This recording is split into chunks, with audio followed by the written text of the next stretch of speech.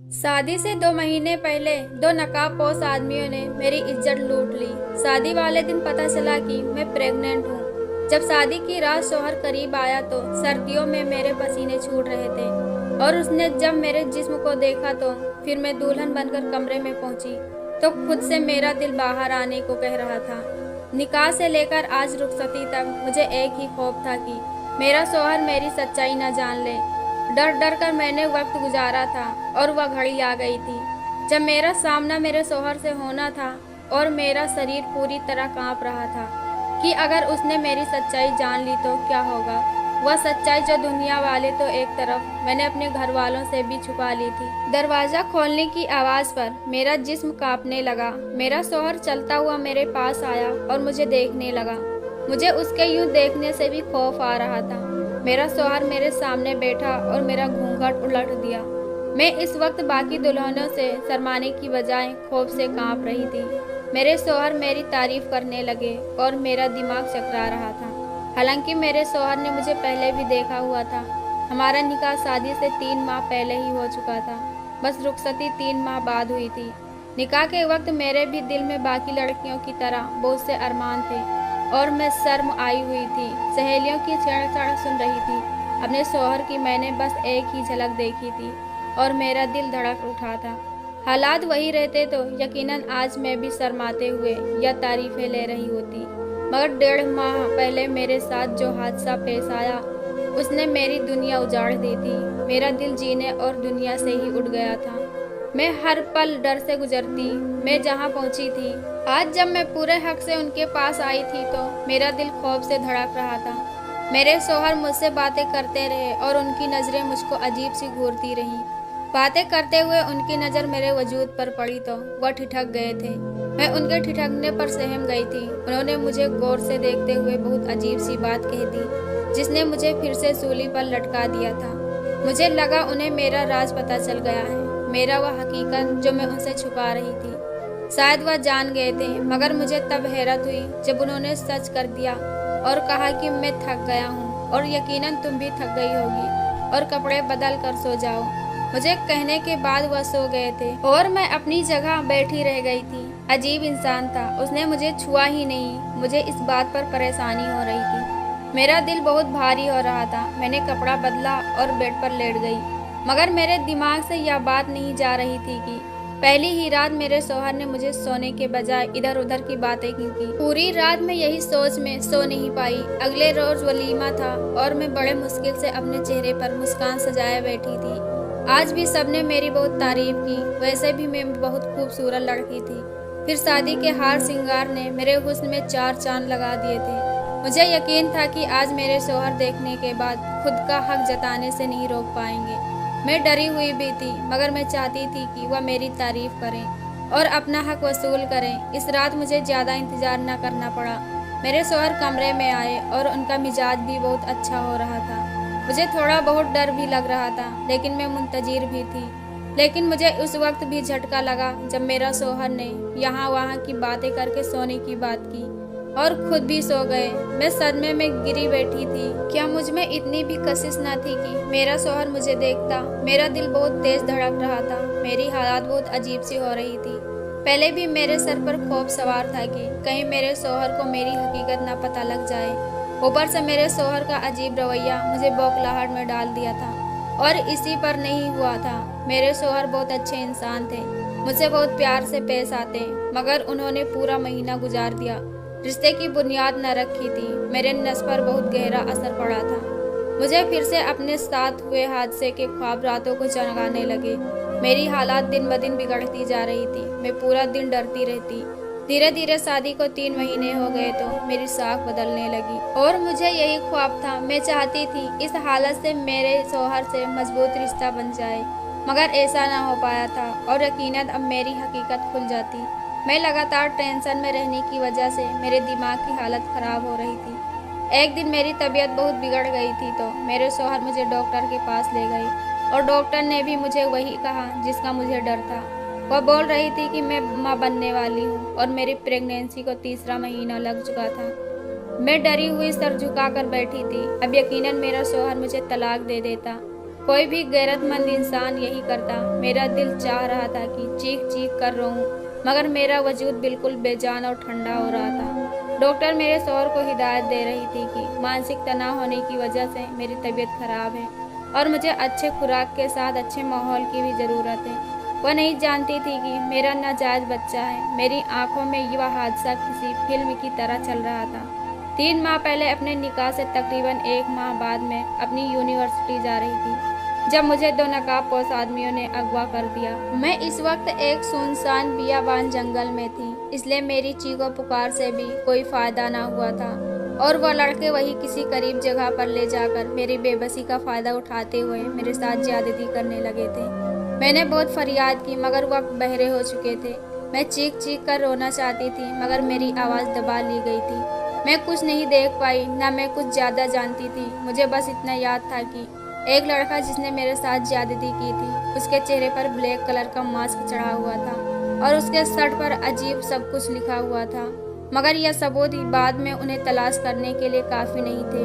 और कुछ देर तो मैं वहीं पर बेहोश पड़ी रही। मुझे लगा कि मैं मर जाऊंगी और अगर ना भी मरी तो मैं जीना नहीं चाहती थी। कुछ देर बाद इन नकाबपोश आदमियों ने मुझे फिर से उसी जगह पर जाकर छोड़ दिया जहाँ से वह मुझे उठाकर ले गए थे। मैं खुद को संभालती रोती धोती घर पहुंची तो घर में मेरी छोटी बहन के अलावा कोई नहीं था। मैं अपने कमरे में जाकर बंद हो गई और फूट फूट कर रोने लगी। मुझे गम और परेशानी से बुखार हो गया था। रातों को मैं डर जाती और मुझे ख्वाब में वह नकाबपोश नजर आने लगे थे। मैं अपनी चीखों दबाकर रोते से सकते रात आंखों में काट लेती, मगर कभी किसी को बताने की हिम्मत न कर पाई थी। घर वाले मेरा पूरा ख्याल रखते रहे और लगातार 1 हफ्ते बीमारी ने मेरे चेहरे की रौनक छीन ली थी। फिर आहिस्ता आहिस्ता मैं संभलने लगी, मगर इन सब में वह किस्सा तब गया जो मेरे साथ हुआ था। आहिस्ता आहिस्ता मैं अब इस परेशानी से निकलने लगी थी और मेरे दिल से यह डर भी अब निकलने लगा था। मैंने घर वालों से यह बात छुपा ली थी और खुद को संभाल लिया, मगर कुछ वक्त बीता तो मुझे अपने आप में कुछ बदलाव दिखने लगा। अक्सर मेरा सर चकराने लगता और मुझे पलटी होने लगती। मुझे डर था कि कहीं यह सब उस रोज हुए हादसे का नतीजा तो ना हो। मैं चुपचाप कॉलेज से ही एक लेडी डॉक्टर के पास गई और चेकअप करवाकर मैंने शिद्दत से दुआ की कि ऐसा ना हो जिसका मुझे डर है। और शायद खुदा को यही मंजूर था जो मेरी रिपोर्ट में यही आया कि मैं प्रेग्नेंट हूँ। मैं बहुत रोई। मैं अब कहाँ जाती, मैं किससे अपनी परेशानी बताती और कौन मुझ पर विश्वास करता। मैं जानती थी मुझे ही गुनहगार समझा जाता। घर आकर मैं चुपचाप रहने लगी। घर में अम्मी अब्बू दोनों जॉब होल्डर थे और छोटी बहन न समझती, इसलिए मेरी हालात को बीमारी तस्वर कर लिया गया था। मेरी जिन्नी हालत बदतर होती जा रही थी। फिर मेरी शादी का शोर उठा तो मदरसी गई। क्या मेरा शौहर मुझ पर यकीन करता? कभी नहीं। वह मुझसे रिश्ता तोड़ देता और मैं हर किसी में बदकिरदार मशहूर हो जाती। मैं डर गई थी और जब शादी हुई तो मैंने सोचा था कि शादी के बाद मैंने शौहर से कह देती कि मैं प्रेग्नेंट हूँ और जब बच्चा होता तो उसे 7 माह का साबित करके यह मामला दबा देती। मगर यहाँ भी किस्मत ने मेरा साथ न दिया और मेरे अजीब शौहर मुझसे मोहब्बत के दावे करके मेरा इतना ख्याल रखकर मुझसे फासले बनाए रखते थे। अब डॉक्टर ने हकीकत खोल दी थी। अब मैं अंजाम जानती थी कि घर जाकर मेरे शौहर मुझे बुरा भला कहेंगे और बदकिरदारी का इल्जाम लगाकर मुझे तलाक दे देंगे। इन 3-4 माह के मानसिक तनाव ने मुझे कमज़ोर कर दिया था और मैंने जहनी तौर पर अपने सारे इल्जाम और खुद को तलाक ले लिया था। हम घर पहुंचे तो मेरे शौहर मुझे कमरे में ले गए। मैं खुद को शोर शराबे के लिए तैयार कर रही थी, मगर मेरे हैरत की इंतहा न रही जब दोपहर से शाम और शाम से रात हो गई। मगर मुझको मेरे शौहर ने कुछ न कहा, बल्कि वह मुझे आराम करने के लिए कहने लगे। मुझे लगा कि मैं ख्वाब देख रही हूँ। आखिर कोई मर्द इतना कमजोर कैसे हो सकता है? वह अपने उस बीबी की प्रेगनेंसी का सुन चुके थे जिसको उन्होंने छुआ तक नहीं था, फिर भी वह खामोश थे। ऐसा कहाँ मुमकिन था? मुझे डर बहुत था, लेकिन उन पर रस बहुत आ रहा था और मैं दिन भर दिन उनकी मोहब्बत में गिरफ्तार होती जा रही थी। मुझे यकीन होने लगा कि वह जिस मोहब्बत के दावे करते थे शायद वो सच्चे थे। वक्त गुजरता जा रहा था और वह मेरा हर तरह से ख्याल रखने लगे थे। मेरे लिए फ्रूट्स लाते, दूध भी अपने हाथों से बनाते। मैं इस सब को उनकी मोहब्बत समझती रही, लेकिन फिर भी मुझे कभी कभी उन पर शदीद हैरत होती थी। उनका इतना ख्याल रखने पर मुझे दोबारा कोई दिक्कत न हुई थी और मैंने प्रेगनेंसी का सारा वक्त सुकून से गुजारा था। और फिर मैंने शादी के 7 माह बाद एक सेहतमंद बच्चे को जन्म दिया। मुझे इस बच्चे की किस्मत पर भी अफसोस हो रहा था, जो नाजायज बच्चा था और उसके किस्मत में शायद बाप की मोहब्बत नहीं थी। सच तो यह था कि मुझे भी उस बच्चे से ज़्यादा मोहब्बत या लगाव नहीं महसूस हो रहा था। लेकिन मेरे अजीबोगरीब शौहर ने मुझे यहाँ पर भी गलत साबित किया और इस बच्चे को, जिसका बाप और कुछ अता पता न था, उसको इतना मोहब्बत दी कि मैं हैरत में पड़ गई थी। इस बच्चे के खेलने का सामान घर में पहले से ही मौजूद था और मैं माँ होकर अक्सर लापरवाही करती जाती, मगर वह उसका हर वक्त ख्याल रखते थे, प्यार देते और जरा सी भी तकलीफ होती तो तड़प उठते थे। मैं हैरत ज़दा होकर उनकी मोहब्बत देख रही थी। खुशी की जगह मैं अजीब दबाव महसूस करने लगी। आखिर कोई इतना अच्छा और बेहतरीन कैसे हो सकता है? मुझे लगा कि बस उनमें इंसानियत बहुत ज़्यादा थी और शायद वह सारी मोहब्बत जो मुझे दी थी वह भी इंसानियत के नाते थी। मैं उनकी मोहब्बत इस बच्चे के साथ देख देख कर पागल होने लगी।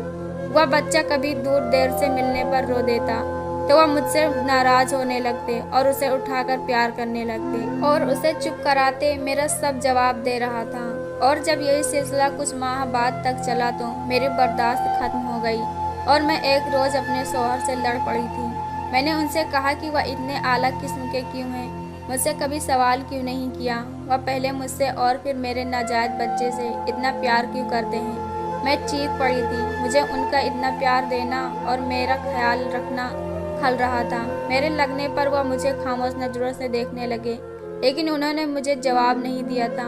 जब पहले रोज़ उन्होंने मुझे मेरे बड़े जिस्म को देखकर हैरत का इजहार किया था तो मैंने उनकी हालत देखकर तब बहाना बना दिया था कि मैं शादी के दिनों में बैठकर खाने लगी हूँ, इसलिए मोटी हो रही हूँ। हालांकि मुझे तब उनके अजीब नज़रों और सवाल पर हैरत हुई थी। तब मुझे बस दूसरा माह था और मुझ में इतनी तब्दीली नहीं आई थी कि कोई पहचान सकता।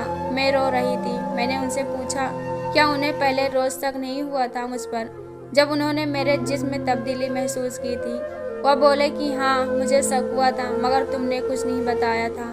मुझे उनके जवाब पर झटका लगा था। मेरा सर अब चकराने लगा था। मुझे एहसास हुआ कि मेरे शौहर वाकई अजीब फितरत के मालिक हैं। उन्हें शक हुआ और उन्होंने सवाल नहीं किया। पूछा कि ऐसा क्यों और कैसे हुआ। जानने तक की कोशिश नहीं की कि मेरे साथ क्या हुआ था या फिर मैंने उन्हीं के साथ बेवफाई क्यों की है। पूछा क्यों नहीं। मेरे झगड़ने पर वह बोले कि तुम्हें आज मैं एक हकीकत बताना चाहता हूँ। वह गमज़दा हुए थे और मैं उनकी बात सुन रही थी। मुझे भी अब उनके रवैये की हकीकत जाननी थी और मैं अब इतना तो समझ गई थी कि कोई तो बात है जिसकी वजह से वह ऐसे थे। कुछ ऐसा था जिसने उन्हें इतना अजीब बना दिया था। उस रोज़ उन्होंने अपने बारे में जो मुझे सच्चाई बताई वह मुझे अंदर तक हिला कर रख दिया था।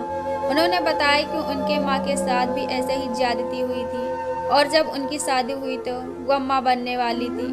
उन्होंने मेरे बाप को यह सच नहीं बताया, बल्कि उस सच को अपने अंदर दबा कर रखा और ब्याह कर आ गई। जब शादी के बाद मेरे बाप को यह हकीकत पता चली तो उन्होंने बहुत हंगामा किया। उन्होंने मेरी माँ को बदकिरदारी के ताने दिए और बहुत तकलीफ दिए, लेकिन अजीब बात यह थी कि वह अपनी बीवी को छोड़ने के लिए तैयार न थे। अपनी बीवी को अपनाए रखा, रिश्ता कायम रखा, मगर बस इतना ही मदद कर पाए, इससे ज़्यादा वह मदद न कर पाए। हालांकि मेरे माँ के साथ ज्यादती हुई थी और उनका कोई कसूर न था। वह मेरे बाप के ताने और डांट फटकार सुनती रही। फिर मैं पैदा हुआ और मैं एक नाजायज बच्चा था और मेरा मकान किसी जायज बच्चे वाला नहीं था। यहाँ भी मेरे बाप ने एहसान किया और मुझे अपना नाम दिया, मुझे घर में रखा और पढ़ाया लिखाया। मगर एक फ़र्क रह गया था, क्योंकि मैं नाजायज बच्चा था जिसके हकीकी बात की कोई खबर न थी तो मुझे अपने बाप से सगे बाप वाली मोहब्बत ना मिली थी। मेरे पास दुनिया की हर खुशी थी, मगर माँ बाप का सच्चा प्यार कभी नहीं मिला था। फिर मेरे और बहन भाई भी पैदा हुए। वह मेरे माँ बाप की जायज औलाद थी, इसीलिए उनका मुकाम अलग था। उन्हें ज़्यादा मोहब्बत और प्यार मिला, उनकी शख्सियत बड़ी थी। मैं यह फ़र्क देख देख कर बड़ा हो रहा था और मेरे अंदर नफरत होने लगी थी। मेरे अंदर बहुत सी बुराइयां जन्म ले चुकी थी। मेरे अंदर औरतों के खिलाफ जहर भर गया था।